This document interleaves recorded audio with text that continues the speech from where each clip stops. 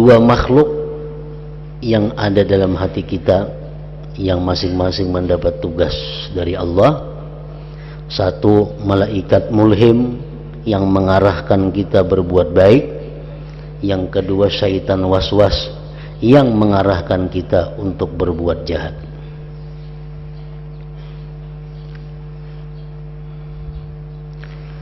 Diceritakan dari guruku Abu Bakar Al-Warraq rahimahullah bahwa syaitan itu kadang-kadang mengajak berbuat baik.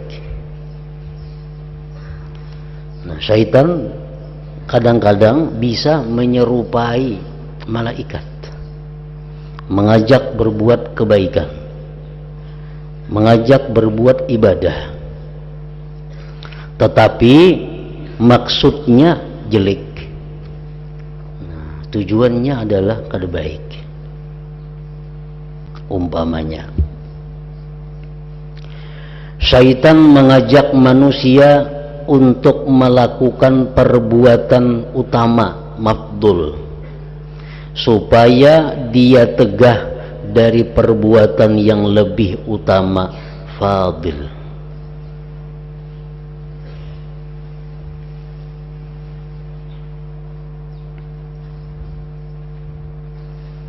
Contohnya, syaitan mengajak kita, membujuk kita untuk sembahyang malam, untuk tahajud. Nah, itu perbuatan baik. Tujuan syaitan apa? Tujuan syaitan itu agar kita sembahyang subuh kaina liwat dari waktunya.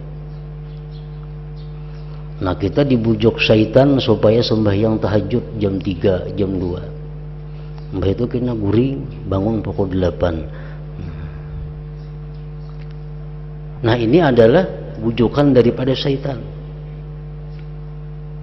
Karena sembahyang subuh pada waktunya itu lebih utama daripada sembahyang malam itu. Nah, itu contohnya bujukan daripada syaitan. Jadi syaitan bisa mengajak kita berbuat baik, tapi hakikatnya tujuannya adalah meluputkan kita untuk berbuat yang lebih baik.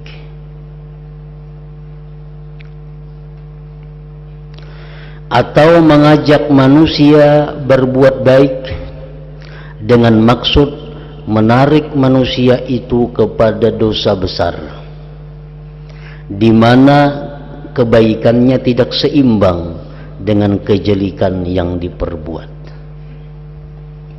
seperti ujub. Syaitan mengajak kita berbuat kebaikan,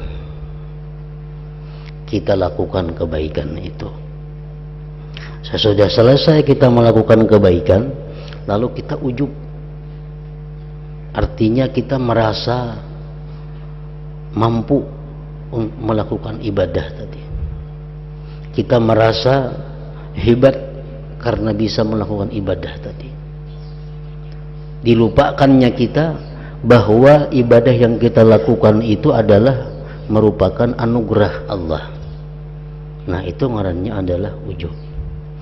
Jadi ibadah itu sebesar apapun ibadah, sehebat apapun ibadah, kalau ujungnya merasa diri ini hebat karena melakukan ibadah tadi, merasa diri ini mampu melakukan ibadah tadi, nah, itu adalah menghilangkan pahala ibadah sebenarnya. Nah, dengan demikian kita rugi, bukan dapat pahala ibadah yang besar yang dilakukan tadi, tetapi justru sebaliknya kita mendapat dosa ujub itu. Syaitan bisa mengajak kita, malam ini kita beribadah mulai jam 10 sampai subuh, membaca Quran atau salawat atau apa, diajak oleh syaitan, kita lakukan. Nah, mampu kita melakukan, tuntung kita melakukan, kita merasa wah, diri kita hebat, diri kita kuat, diri kita mampu melakukan ibadah yang sangat berat tadi. Nah, kita lupa bahwa kemampuan kita itu adalah anugerah Allah. Kita lupa itu. Yang penting kita merasa diri kita hebat, diri kita kuat daripada orang lain karena kita mampu melakukan ibadah yang berat. Nah, ini ujub. Nah, itu yang dituju oleh syaitan agar kita ujub. Bila kita demikian, nah, dosa yang kita dapatkan lebih besar daripada pahala yang diperoleh. Itu syaitan bisa mengajak itu. Ria itu dosa besar. Kadang-kadang syaitan mengajak kita melakukan hal-hal yang sunat, tetapi kita diajaknya untuk ria. Nah, jadi pahala yang didapat kada sesuai dengan dosa. Jadi mesti waspada, mesti hati-hati bila dalam hati kita ini ada geritik untuk berbuat kebaikan. Kita teliti dahulu apakah ini jebakan syaitan, apakah ini memang dari malaikat mulhim tadi.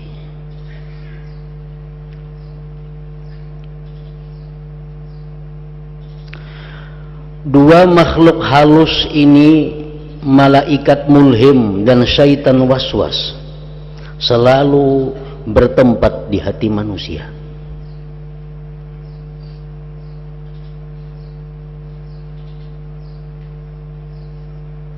Sementara itu manusia bisa merasakan pendengaran hatinya terhadap ajakan-ajakan itu. Nah, kita bisa mendengari hati kita, kadang-kadang mengajak kepada kebaikan, mengajak kepada kejahatan. Nah, itu merupakan tugas yang diberikan Allah kepada dua makhluk tadi untuk mengajak kita berbuat kebaikan, berarti malaikat mulhim, kejahatan berarti syaitan waswas.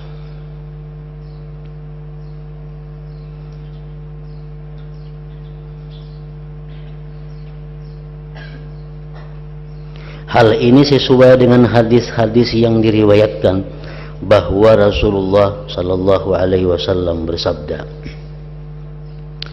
"Idza wulida libni Adam maulud, qarana Allah subhanahu bihi malakan, wa qarana asyaitanu bihi syaitanan, fasyaitan jathimun ala uzuni qalbi ibni Adam al-aysar, wal malak jathimun ala uzuni qalbihi al-ayman, fahuma yad'uwanihi."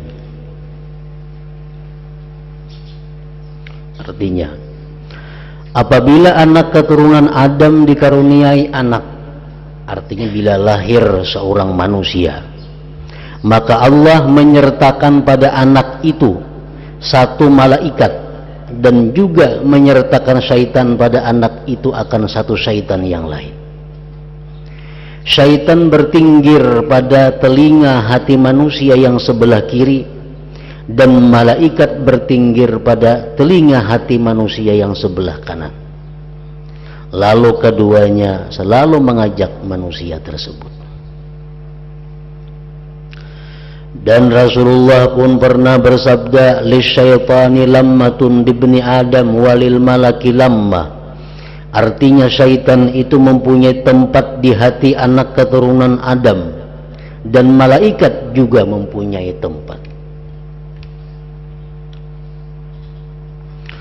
Kemudian Allah subhanahu wa ta'ala mengisikan, membuati pada bangunan tubuh manusia ini watak yang condong kepada kesenangan-kesenangan dan memperoleh kelezatan-kelezatan yang bagaimanapun bentuknya, baik halal atau buruk haram.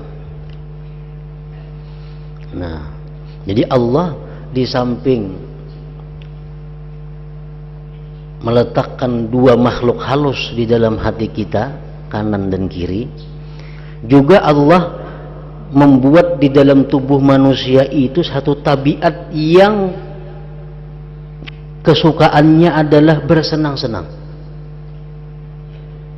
baik yang halal atau yang haram, pokoknya yang nyaman. Watak inilah yang disebut hawa nafsu, yang selalu memalingkan manusia kepada berbagai kerusakan. Nah, jadi dalam bangunan manusia terdapat 3 unsur yang selalu mengajak itu.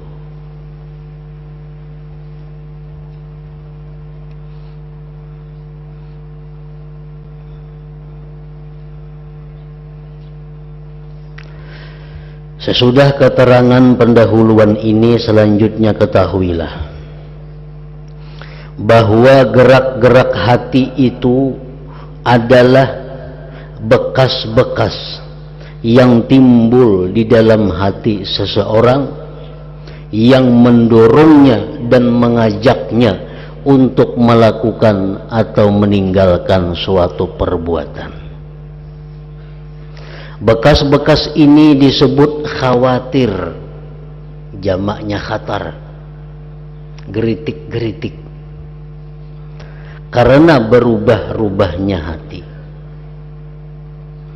Semua khatar yang timbul di hati seseorang itu sebetulnya atau hakikatnya dari Allah Ta'ala. Hakikatnya semuaan dari Allah. Semua khatar yang timbul di hati seseorang itu sebetulnya dari Allah Ta'ala. Hanya saja khatar-khatar itu ada 4 macam. 1. Khatar yang ditimbulkan oleh Allah Ta'ala di dalam hati pada permulaan. Khatar semacam ini hanya disebut khatar saja.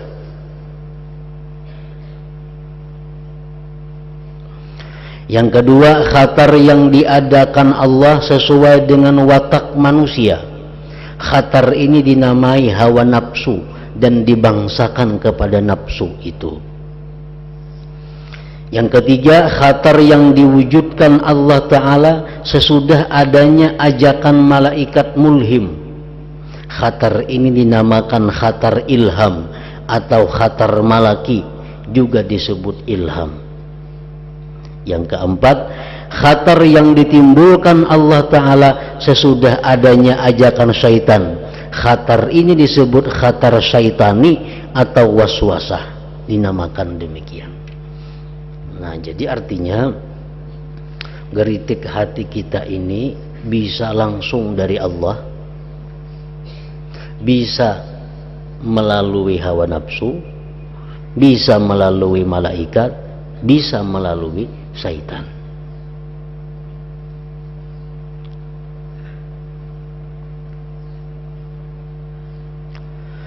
Sebab waswasah itu gerak hati yang datang dari syaitan. Tetapi sebenarnya khatar ini timbul sesudah adanya ajakan dari syaitan. Sehingga seolah-olah syaitan yang menyebabkan timbulnya khatar ini. Geritik hati itu timbul sesudah diajak oleh syaitan. Itu ngarannya adalah khatar syaitani. Geritik hati timbul sesudah diajak oleh malaikat. Ngarannya geritik itu geritik malaki atau malaikat mulhim tadi. Geritik hati kadang-kadang timbul sesudah ajakan hawa nafsu. Nah, itu ngarannya adalah geritik hawa nafsu. Geritik hati kadang-kadang bisa langsung dari Allah tanpa melalui yang 3 itu. Nah, kita disuruh mempelajari, membedakan gerakan-gerakan itu. Karena dengan mengetahui itu kita bisa selamat daripada ajakan syaitan.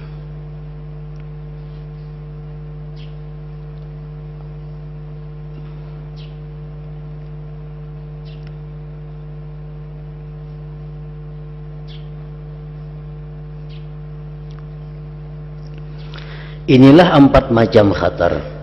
Sesudah Anda mengetahui macam-macam khatar geritik hati ini, perlu pula Anda ketahui bahwa khatar yang timbul pertama kali dari Allah Ta'ala itu kadang-kadang mengajak kepada kebaikan sebagai kemuliaan dan menetapkan hujjah atas seseorang. Nah, geritik hati kita yang dari Allah langsung itu mengajak kepada kebaikan dan sangat kuat dorongannya sebagai bentuk Allah memuliakan kita. Nah, kita ini timbul di hati hendak berbuat satu kebaikan dan dorongannya sangat kuat. Nah, itu biasanya disebut gerak itu dari Allah langsung. Tetapi kadang-kadang juga mengajak kepada kejelikan untuk menguji dan memberatkan ujian kepada seseorang. Jadi geritik hati yang dari Allah ini bisa geritiknya mengajak kebaikan, bisa mengajak kepada kejahatan.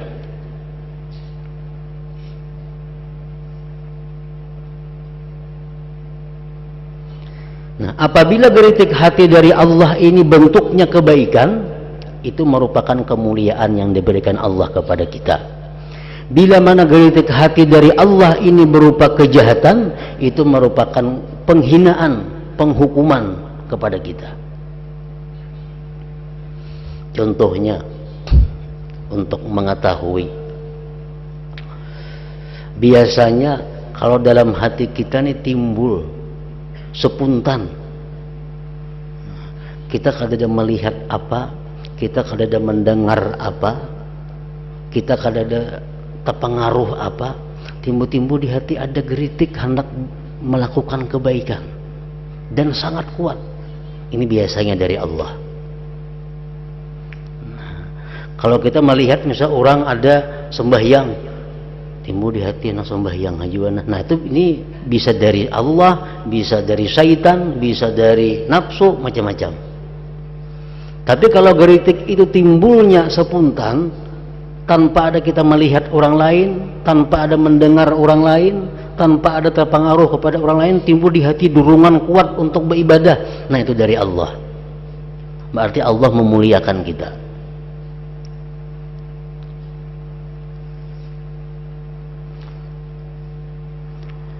Dan kadang-kadang bisa juga geritik hati dari Allah itu berupa kejahatan, berbuat maksiat.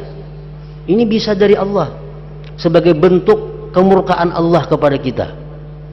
Biasanya ini timbul sesudah kita melakukan satu perbuatan maksiat dan kita kada tobat daripadanya.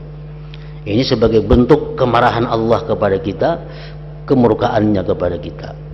Misal kita melakukan satu dosa, kita kada tobat-tobat, timbul pulang di hati geritik hendak berbuat dosa pulang. Nah, ini dari Allah. Allah marah lawan kita karena kita berbuat dosa kada tobat, lalu kita diarahkannya lagi untuk berbuat satu dosa. Nah, jadi geritik hati hendak berbuat dosa bila mana datangnya sesudah kita berbuat dosa, itu biasanya dari Allah.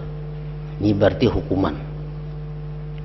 Jadi bila kita berbuat dosa, umpamanya berbuat dosa, untung berbuat dosa, ada datang pulang di hati negeritik hendak berbuat dosa pulang. Nah, kita mesti sadar ini Allah menghukum aku nih, ini hukuman Allah nih. Kenapa hati yang berbuat maksiat pulang, tadi sudah maksiat. Nah, ini hukuman Allah. Khatar yang datang dari malaikat mulhim pasti mengajak kepada kebaikan, karena malaikat mulhim selalu memberikan nasihat dan menunjukkan laku baik. Dia hanya ditugaskan untuk itu. Nah, kalau malaikat mulhim ini ajakannya, geritiknya selalu kebaikan. Dan ini umum, bisa imbah melihat orang timbul di hati itu, lihat orang baiknya ya, ini sembahyang gampang apa. Nah, ini bisa malaikat mulhim membisiki kita. Melihat orang membaca Quran, timbul di hati baiknya orang membaca Quran.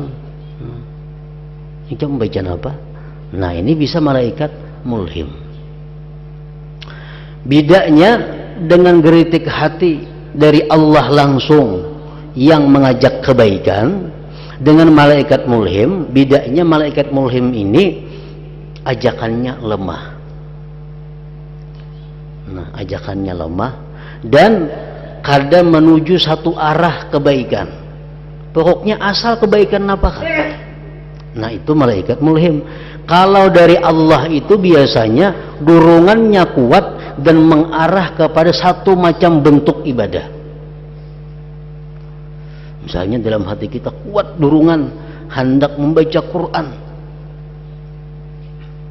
luar biasa kuatnya, nang lain kada terbuka-buka Quran nang dituju. Nah ini biasanya dari Allah. Kalau malaikat mulhim dorongannya kebaikan, macam baca Quran kah, baca salawat kah, berzikir kah dalam hati ini. Nah itu malaikat mulhim. Yang penting kita taat, apapun bentuk taatnya. Nah itu malaikat mulhim. Sedangkan khatar yang datang dari syaitan tentu mengajak kepada kejelikan guna menyesatkan manusia atau agar manusia terpelisit. Memang kadang-kadang mengajak kepada kebaikan, namun maksudnya hanyalah hendak menipu. Syaitan ini jelas sudah tujuannya mengajak kita kejahatan. Kalaupun yang mengajak kebaikan juga pura-pura aja seperti tadi. Nah, tujuannya untuk menjatuhkan kita.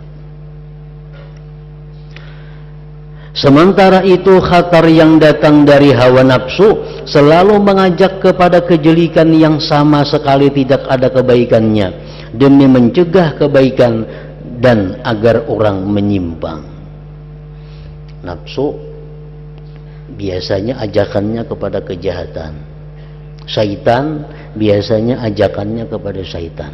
Perbedaannya, kalau ajakan kejahatan dari nafsu itu terarah kepada satu titik kemaksiatan. Nafsu hendak minum arak, kadang kalau dihuruf-hurufi dorongan minum arak aja. Ada ajakan hendak berbuat riba aja, itu nafsu. Tapi kalau ajakan di hati ini berbuat dosa, tapi kadang menatap pada satu dosa. Kadang-kadang di hati ada geritik hendak berbuat zina, di hati ada geritik hendak berbuat judi, di hati ada geritik hendak berbuat minum arak, belai lain, tapi semuaan jahat. Nah ini dari syaitan. Nah karena syaitan itu yang penting tugasnya menyesatkan kita, apapun bentuk kesesatannya. Sungguh aku menemukan keterangan dari sebagian ulama dahulu bahwa hawa nafsu itu kadang-kadang juga mengajak kepada kebaikan, tetapi maksudnya adalah supaya orang berbuat jelek, sama saja dengan syaitan. Nah inilah macam-macam ajakan khatar atau geritik hati tadi. Nah, ini perlu pengalaman, perlu perhatian, hanya kita bisa membedakan geritik-geritik hati ini. Perlu pengamatan. Kadang-kala kita hanya belajar habis, kadang-kala kita pelajari lalu kita amati geritik-geritik hati kita, kita praktikkan. Bila ada macam itu, kita kadang akan bisa membedakan gerakan-gerakan geritik-geritik hati ini. Setiap ibadah yang digerakkan oleh syaitan pasti kadang akan berhasil. Banyak ada baiknya pada baiknya. Setiap ibadah yang digerakkan oleh hawa nafsu pasti ujung-ujungnya kada akan berhasil, pasti kada akan menuntung. Nah jadi kalau gerakan kebaikan itu dari Allah, gerakan kebaikan daripada malaikat, nah itu sukses sampai akhir. Jadi kewajiban kita itu untuk mengetahui gerakan-gerakan hati ini. Kalau nang kada baik tuh sudah jelas kita nyaman aja. Ada gerakan hati untuk maksiat itu kada perlu diteliti dari mana yang penting jauhi. Hati hendak berbuat kada baik itu sudah jelas, yang penting dijauhi. Kada perlu tahu nang dari Allah kah ini, syaitan kah, nafsu kah, kada perlu. Nang kita perlu waspada bila mana hati kita ada kepingin hendak berbuat baik. Nah karena geritik hati nang mendorong kita berbuat baik ini keempat-empatnya mau. Bisa dari Allah, bisa dari malaikat, bisa dari syaitan, bisa dari hawa nafsu. Bila dari Allah, dari malaikat, kita akan menuntung sampai mati melakukan kebaikan-kebaikan itu. Bila mana gerakan kebaikan di hati ini timbul ajakan syaitan, ajakan hawa nafsu, kada menuntung akhirnya dan menimbulkan kejahatan. Nah, jadi gunanya kita mempelajari geritik hati ini hanya untuk kebaikan yang lebih penting. Hendak sembahyang, bila dari nafsu ada berpahala, dari syaitan bisa jadi dosa sembahyangnya. Nah, maka itu bila hati kita ini ada hendak berbuat baik, bermandak dahulu, tawakuf.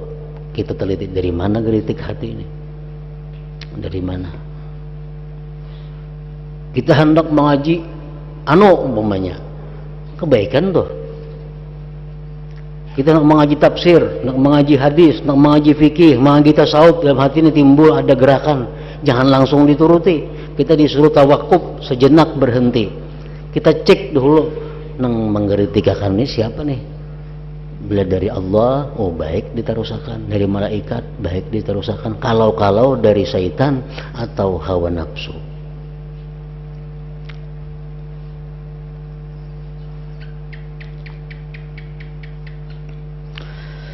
Kemudian engkau harus mengetahui pula bahwa engkau tentu perlu mengetahui 3 pasal yang di dalamnya Anda bakal menemukan apa yang Anda tuju.